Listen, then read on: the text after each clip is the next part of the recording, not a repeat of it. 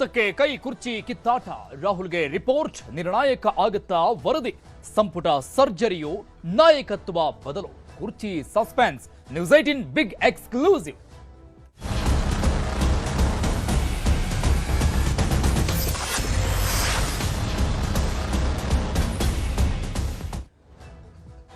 ಕರ್ನಾಟಕ ಕುರ್ಚಿ ಕದನಕ್ಕೆ ತೆರೆ ಬೀಳುತ್ತಾ ರಾಹುಲ್ ಗಾಂಧಿಯ ಎಂಟ್ರಿ ಸನ್ನಿಹಿತ ಆಗಿದೆಯಾ ಅನ್ನುವಂತಹ ಬೆಳವಣಿಗೆಗಳು ನಡೀತಾ ಇದೆ. ನ್ಯೂಸ್ 18 ನಲ್ಲಿ ಎಕ್ಸ್ಕ್ಲೂಸಿವ್ ಆದಂತಹ ಸುದ್ದಿ, ರಾಜ್ಯ ಸರ್ಕಾರದ ಇನ್ಸೈಡ್ ಸುದ್ದಿ. ನ್ಯೂಸ್ 18 ನಲ್ಲಿ ಎಕ್ಸ್ಕ್ಲೂಸಿವ್ ಆದಂತಹ ಮಾಹಿತಿ. ಕೇರಳಂ ಸಿಎಂ ಪ್ರಮಾಣ ವಚನ ಬಳಿಕ ರಾಜ್ಯದ ಕಡೆ ಕಾಂಗ್ರೆಸ್ ವರಿಷ್ಠರು ಗಮನ ಕೊಡಲಿದ್ದಾರೆ. ಕೇರಳ ಸಿಎಂ ಯಾರಾಗ್ತಾರೆ ಅನ್ನುವಂತಹ ಹಗ್ಗ ಜಗ್ಗಾಟ ಇನ್ನೂ ಅಂತ್ಯ ಆಗಿಲ್ಲ. ಅದಾದ ಮೇಲೆ ಇತ್ತ ಕಡೆ ಗಮನ ಹರಿಸುವ ಸಾಧ್ಯತೆಗಳಿದೆ. ಸಿಎಂ ಡಿಸಿಎಂಗೆ ಬುಲಾವ್ನ ನೀಡಲಿದ್ದಾರೆ ರಾಹುಲ್ ಗಾಂಧಿ.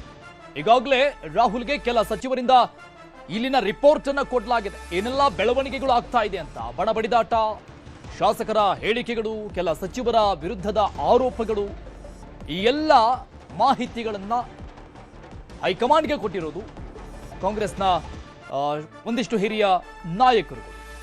ಕಾರ್ಯಕರ್ತರಲ್ಲಿನ ಗೊಂದಲದ ಬಗ್ಗೆ ವರದಿಯನ್ನ ನೀಡಲಾಗಿದೆ. ಕೆಲ ಸಚಿವರುಗಳು ವರದಿಯನ್ನು ಕೊಟ್ಟಿದ್ದಾರೆ. ನಾಯಕತ್ವ ವಿಚಾರದ ಬಗ್ಗೆ ಸಮಾಲೋಚನೆ ನಡೆಸಿ ಗೊಂದಲಕ್ಕೆ ತೆರೆ ಎಳೆಯುವಂತಹ ಸಾಧ್ಯತೆಗಳಿದೆ. ಅಂದ್ರೆ ಈ ಒಂದು ಬಹು ದಿನಗಳ ಹಗ್ಗ ಜಗ್ಗಾಟ ಏನಿದೆ ಪವರ್ ಶೇರಿಂಗ್ ವಿಚಾರಕ್ಕೆ ಸಂಬಂಧಪಟ್ಟಂಗೆ, ಇದಕ್ಕೆ ರಾಹುಲ್ ಗಾಂಧಿ ಅವರು, ಲೋಕಸಭಾ ವಿಪಕ್ಷ ನಾಯಕ ರಾಹುಲ್ ಗಾಂಧಿಯವರೇ ಎಂಟ್ರಿ ಆಗುವ ಸಾಧ್ಯತೆಗಳಿದೆ. ಕಾಂಗ್ರೆಸ್ನ ಹೈಕಮಾಂಡ್ ನಾಯಕರು ಎಲ್ಲ ಗೊಂದಲಕ್ಕೆ ಬ್ರೇಕ್ ಬೀಳುವಂತಹ ಸಾಧ್ಯತೆಗಳು ಸನ್ನಿಹಿತ ಆಗ್ತಾ ಇದೆ. ಸದ್ಯಕ್ಕೆ ನಾಯಕತ್ವ ಬದಲಾವಣೆ ಅನುಮಾನ ಅಂತ ಹೇಳಲಾಗ್ತಾ ಇದೆ. ಯಥಾಸ್ಥಿತಿಯನ್ನ ಕಾಯ್ದುಕೊಳ್ಳಲು ಸೂಚನೆ ಕೊಡುವ ಸಾಧ್ಯತೆಗಳಿದೆ. ನ್ಯೂಸ್ 18 ನಲ್ಲಿ ಕಾಂಗ್ರೆಸ್ ಇನ್ಸೈಡ್ ಮಾಹಿತಿ.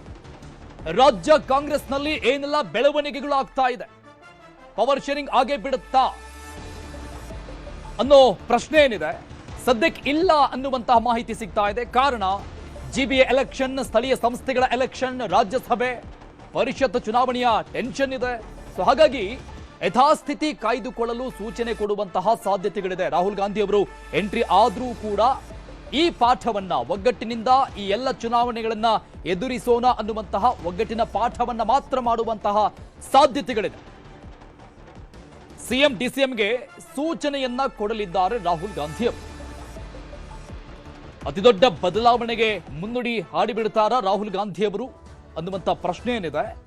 ಯಾಕಂದ್ರೆ ಬಹಳ ದಿನಗಳಿಂದ ನಡೀತಾ ಇರುವಂತಹ ಒಂದು ಹಗ್ಗ ಜಗ್ಗಾಟಕ್ಕೆ ತೆರೆ ಬೀಳುತ್ತಾ ಅನ್ನುವಂಥ ಪ್ರಶ್ನೆ ಏನಿದೆ. ಬಟ್ ಸದ್ಯಕ್ಕೆ ಇಲ್ಲ ಅನ್ನುವಂತಹ ಮಾಹಿತಿ ಕಾಂಗ್ರೆಸ್ನ ಇನ್ಸೈಡ್ ನಿಂದ ಸಿಗ್ತಾ ಇದೆ. ನ್ಯೂಸ್ 18 ಈ ಬಗ್ಗೆ ಇನ್ನಷ್ಟು ಡೀಟೇಲ್ಸ್ ಕೊಡ್ತಾರೆ ನಮ್ಮ political bureau head Chidananda Patel live ನಲ್ಲಿ ಜಾಯ್ನ್ ಆಗ್ತಾ ಇದ್ದಾರೆ. ಪಟೇಲ್ರೆ, ಈ ಪವರ್ ಶೇರಿಂಗ್ ವಿಚಾರಕ್ಕೆ ಸಂಬಂಧಪಟ್ಟಂಗೆ ಕಾಂಗ್ರೆಸ್ನ ಹಿರಿಯ ನಾಯಕರುಗಳು ಅಥವಾ ಹಿರಿಯ ಸಚಿವರುಗಳು ಮತ್ತು ಕಾಂಗ್ರೆಸ್ನ ಕಾರ್ಯಕರ್ತರಿಗೆ ಬಹಳ ದಿನಗಳಿಂದ, ಅಂದ್ರೆ ಡೇ 1 ಇಂದ ಈ ಒಂದು ಗೊಂದಲ ಇದ್ದೇ ಇದೆ, ಆ ಒಂದು ಅಸಮಾಧಾನ ಇದ್ದೇ ಇದೆ. ಇದನ್ನು ಯಾವಾಗೆಲ್ಲ ಸರಿಪಡಿಸಬೇಕು ಅಂತ ಕಾಂಗ್ರೆಸ್ ಹೈಕಮಾಂಡ್ ಎಂಟ್ರಿ ಆಗೋಕೆ ನೋಡುತ್ತೋ ಆಗೆಲ್ಲ ಒಂದಲ್ಲ ಒಂದು ರೀತಿಯಾದಂತಹ ವಿಘ್ನಗಳು ಎದುರಾಗ್ತಾನೆ ಬಂದಿದೆ. ಬಟ್ ಈಗಲೂ ಕೂಡ ಅಂತಹದ್ದೇ ರೀತಿಯಾದಂತಹ ಬೆಳವಣಿಗೆಗಳು ಆಗಿಬಿಡುತ್ತಾ ಅನ್ನುವಂಥ ಪ್ರಶ್ನೆ ಇದೆ. ಸೊ ಅದಕ್ಕೆ ಕಾರಣ ಸ್ಥಳೀಯ ಮಟ್ಟದ ಚುನಾವಣೆಗಳು, ಜಿಬಿಎ ಎಲೆಕ್ಷನ್, ರಾಜ್ಯಸಭೆಯ ಎಲೆಕ್ಷನ್ ಅಂತ ಹೇಳಲಾಗ್ತಾ ಇದೆ. ಈ ಕಾರಣಗಳನ್ನು ನೀಡಿ ಯಥಾ ಪ್ರಕಾರ ಇದನ್ನು ಮತ್ತೆ ಮುಂದಕ್ಕೆ ಹಾಕುವಂತ ಚಾನ್ಸಸ್ ಜಾಸ್ತಿ ಇದೆ ಅಂತ ಅನ್ಸುತ್ತೆ. ಉಗಾರ್, ಮಹತ್ತರ ಬೆಳವಣಿಗೆಯೊಂದರ ಹಿನ್ನೆಲೆಯಲ್ಲಿ ಮತ್ತು ನ್ಯೂಸ್ 18ನ ವಿಶ್ವಾಸಾರ್ಹ ಮೂಲಗಳ ಮಾಹಿತಿಯ ಪ್ರಕಾರ ಇದೀಗ ಕರ್ನಾಟಕದ ಕುರ್ಚಿ ಕದನಕ್ಕೆ ಸ್ವತಃ ವಿಪಕ್ಷ ನಾಯಕ ಮತ್ತು ಕಾಂಗ್ರೆಸ್ನ ಅಧಿನಾಯಕ ಆಗಿರ್ತಕ್ಕಂಥ ರಾಹುಲ್ ಗಾಂಧಿ ಎಂಟ್ರಿ ಆಗ್ತಿರ್ತಕ್ಕಂಥದ್ದು. ಕೇರಳ ಮುಖ್ಯಮಂತ್ರಿ ಬಿಕ್ಕಟ್ಟು ಪರಿಹಾರದ ಕೂಡಲೇ ಕರ್ನಾಟಕದತ್ತ ಗಮನ ಕೊಡಲಿಕ್ಕೆ ಸ್ವತಃ ರಾಹುಲ್ ಗಾಂಧಿ ಅವರು ಆಸಕ್ತಿ ವಹಿಸಿರ್ತಕ್ಕಂಥದ್ದು. ತಮ್ಮ ಆಪ್ತರ ಬಳಿ ಕೂಡ ಇದೀಗ ಸಮಾಲೋಚನೆ ನಡೆಸಿರ್ತಕ್ಕಂಥದ್ದು.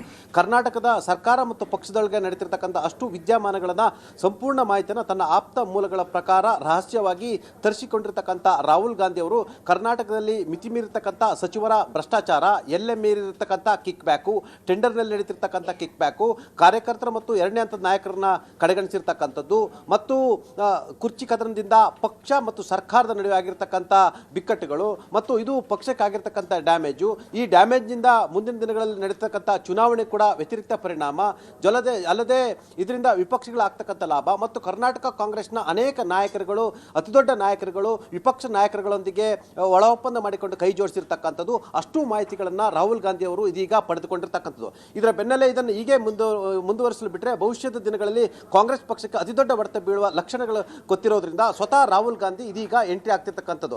ಹಾಗಾಗಿ ಕೇರಳಂ ಸಿಎಂ ಆಯ್ಕೆಯ ನಂತರ ಮತ್ತು ಪ್ರಮಾಣ ವಚನದ ಬಳಿಕ ರಾಹುಲ್ ಗಾಂಧಿ ಅವರು ಕೆಲವೇ ದಿನಗಳಲ್ಲಿ ಮುಖ್ಯಮಂತ್ರಿ ಮತ್ತು ಉಪಮುಖ್ಯಮಂತ್ರಿಗಳನ್ನ ದೆಹಲಿಗೆ ಕರೆಸಲಿಕ್ಕೆ ತೀರ್ಮಾನವನ್ನು ಮಾಡಿರ್ತಕ್ಕಂಥದ್ದು. ಆ ಮುಖಾಂತರ ಮುಖ್ಯಮಂತ್ರಿ ಮತ್ತು ಉಪಮುಖ್ಯಮಂತ್ರಿ ಅವರನ್ನ ತಮ್ಮ ಸಮ್ಮುಖದಲ್ಲಿ ಮುಖಾಮುಖಿ ಚರ್ಚೆಯನ್ನು ಮಾಡಲಿರ್ತಕ್ಕಂಥ ರಾಹುಲ್ ಗಾಂಧಿ ಇಬ್ಬರೂ ನಾಯಕರ ಅಭಿಪ್ರಾಯಗಳನ್ನು ಪಡೆದಿರ್ತಕ್ಕಂಥದ್ದು ಮತ್ತು ಕುರ್ಚಿ ಬಿಕ್ಕಟ್ಟು ಅಧಿಕಾರ ಹಸ್ತಾಂತರ ಸಂಬಂಧಪಟ್ಟ ಕೂಡ ಮಾತುಕತೆ ನಡೆಸಲಿರ್ತಕ್ಕಂಥ ರಾಹುಲ್ ಗಾಂಧಿ ಅವರು ಅಗತ್ಯ ಬಿದ್ದರೆ ಮೊದಲು ಮುಖಾಮುಖಿಗೂ ಮೊದಲು 1-to-1 ಮೀಟಿಂಗ್ ಅನ್ನು ಮಾಡಲಿದ್ದಾರೆ. ಡಿ ಕೆ ಶಿವಕುಮಾರ್ ಮತ್ತು ಸಿದ್ದರಾಮಯ್ಯ ಅವರ ಅಭಿಪ್ರಾಯವನ್ನು ಪಡೆಯಲಿದ್ದಾರೆ.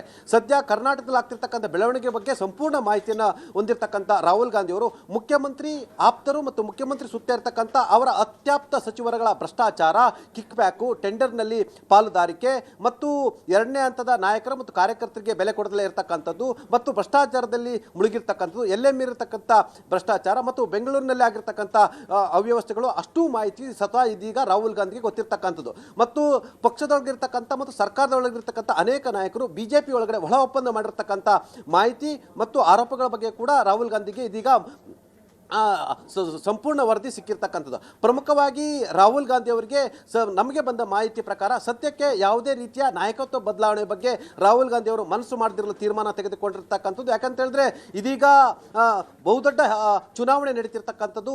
GBA ಅಂದರೆ 5 ಪಾಲಿಕೆಗಳನ್ನ ಮಾಡಿರ್ತಕ್ಕಂಥದ್ದು, BBMP ಹೋಗಿ GBA ಮಾಡಿರ್ತಕ್ಕಂಥದ್ದು. ಹಾಗಾಗಿ ಬೆಂಗಳೂರಿನ 5 ಪಾಲಿಕೆಗಳ ಚುನಾವಣೆ ಇದೀಗ ಕಾಂಗ್ರೆಸ್ಗೆ ಅತಿ ದೊಡ್ಡ ಸವಾಲಾಗಿರ್ತಕ್ಕಂಥದ್ದು. ಯಾಕಂತ ಹೇಳಿದ್ರೆ ಎಲ್ಲೊಂದು ಕಡೆ ಅನೇಕ ಸರ್ವೆಗಳಲ್ಲೂ ಕೂಡ ಪಾಲಿಕೆ ಚುನಾವಣೆ ನಡೆದರೆ ಒಂದೆಲ್ಲ ಕಡೆ ಕಾಂಗ್ರೆಸ್ಗೆ ವ್ಯತಿರಿಕ್ತ ಆಗುತ್ತೆ ಎಂಬ ಅಭಿಪ್ರಾಯ ವ್ಯಕ್ತವಾಗಿರ್ತಕ್ಕಂಥದ್ದು ಮತ್ತು ಸರ್ವೆಗಳಲ್ಲೂ ಕೂಡ ವ್ಯತಿರಿಕ್ತದ ಮಾತು ಕೂಡ ಕೇಳಿ ಬಂದಿರತಕ್ಕಂಥದ್ದು. ಈ ಎಲ್ಲ ಹಿನ್ನೆಲೆಯಲ್ಲಿ ಬೆಂಗಳೂರಿನ GBA ಚುನಾವಣೆ ಮತ್ತು ಜಿಲ್ಲಾ ಮತ್ತು ತಾಲೂಕು ಪಂಚಾಯತಿ ಚುನಾವಣೆಗಳು, ಮುಂಬರಲಿರ್ತಕ್ಕಂಥ ವಿಧಾನ ಪರಿಷತ್ ಖಾಲಿ ಆಗ್ತಕ್ಕಂಥ ಕಾಂಗ್ರೆಸ್ಗೆ ದಕ್ಕಲಿರ್ತಕ್ಕಂಥ 7ಕ್ಕೂ ಹೆಚ್ಚು ಸ್ಥಾನಗಳು, 3ಕ್ಕೂ ಹೆಚ್ಚು ರಾಜ್ಯಸಭಾ ಸ್ಥಾನಗಳು, ಇವೆಲ್ಲ ಚುನಾವಣೆಗಳ ಸಂಬಂಧ ಇರುವ ಕಾರಣಕ್ಕಾಗಿ ಸದ್ಯಕ್ಕೆ ನಾಯಕತ್ವ ಬದಲಾವಣೆಗೆ ಸ್ವತಃ ರಾಹುಲ್ ಗಾಂಧಿ ಬ್ರೇಕ್ ಆಗಿ ಇಬ್ಬರು ನಾಯಕರ ಜೊತೆ ಮುಖಾಮುಖಿ ಚರ್ಚೆಯನ್ನು ನಡೆಸಿ ಮತ್ತು ಮುಖ್ಯಮಂತ್ರಿ ಸಿದ್ದರಾಮಯ್ಯ ಕೂಡ ಅವರ ಸುತ್ತ ಇರತಕ್ಕಂಥ ಆಪ್ತೇಷ್ಟರ ಸಚಿವರುಗಳ ಭ್ರಷ್ಟಾಚಾರಕ್ಕೂ ಕೂಡ ಖಡಕ್ಕಾಗಿ ಕಡಿವಾಣ ಹಾಕ್ಲಿಕ್ಕೆ ಸೂಚನೆ ಕೊಡುವಂಥದ್ದು ಮತ್ತು ಉಪಮುಖ್ಯಮಂತ್ರಿ ಡಿ ಕೆ ಶಿವಕುಮಾರ್ ಅವರು ಕೂಡ GBA ಚುನಾವಣೆ ಗೆಲ್ಲುವಂತೆ ಟಾಸ್ಕ್ ಅನ್ನು ಕೊಡಲಿರ್ತಕ್ಕಂಥ ರಾಹುಲ್ ಗಾಂಧಿ ಅವರು ಯಾವುದೇ ರೀತಿ ನಾಯಕತ್ವ ಬಿಕ್ಕಟ್ಟಿನ ವಿಚಾರಕ್ಕೆ ಕುರ್ಚಿ ಕದನ ಸಂಬಂಧಪಟ್ಟಾಗೆ ಯಾರು ಕೂಡ ಬಹಿರಂಗ ಹೇಳಿಕೆಯನ್ನು ಕೊಡಬಾರದು ಅಂತೇಳಿ ಖಡಕ್ಕಾಗಿ